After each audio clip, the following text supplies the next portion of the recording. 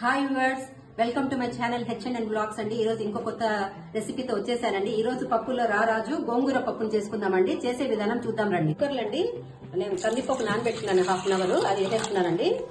అది వేసి 5 to 6 పచ్చిమిరపకాయలు వేసి హాఫ్ స్పూన్ పసుపు వేసేయండి. కుక్కర్లు పెట్టేద్దాం మూత పెట్టి. బాగా ఉడికిపోయిందండి, రామి పక్కన పెట్టేసుకుందాము. ఆయిల్ పోసుకుందామండి.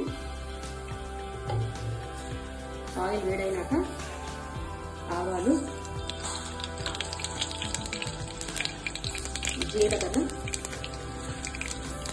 మినపప్పు, పచ్చనపప్పు రెండు యాడ్ చేస్తున్నామండి. మిరపకాయలు, వెల్లుల్లిపాయలు 15 నుంచి 20 దాకా వేసుకున్నానండి నేను. కొంచెం కరివేపాకు. మనం మసాలా చూసి బాగా ఎర్రగైపోయాయి. ఇప్పుడు మనం ఆనియన్స్ యాడ్ చేస్తున్నాము. కొంచెం ఎర్రగైనాక టొమాటోస్ యాడ్ చేస్తున్నామండి. హాఫ్ స్పూన్ ధనియాల పౌడర్, కొంచెం కారం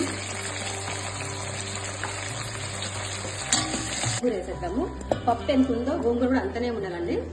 కొంచెం ఉప్పు వేసి పెట్టేద్దాం. ఇంకా గోంగూర టొమాటోస్ అన్ని మగ్గిపోయి ఆయిల్ బయటకు వచ్చినాక కొంచెం టామరిన్ జ్యూస్ వేసుకుందామండి. కొంచెం చింతపట్టు గుజ్జు చేసుకుంటే బాగా టేస్ట్గా వస్తుందండి. ఉప్పు కూడా వేసేసుకుందామండి. ఇప్పుడు అంతేనండి, 5 minutesలో మన పప్పు తయారైపోతుంది. కమ్మటి గోంగూర పప్పు తయారైపోయిందండి. చాలా బాగా వచ్చింది. మీరు కూడా మీ ఇంట్లో కంపల్సరీగా ట్రై చేయండి ఒకసారి. నా ఛానల్ని లైక్ చేయండి, షేర్ చేయండి, సబ్స్క్రైబ్ చేయండి. Thank you so much for watching.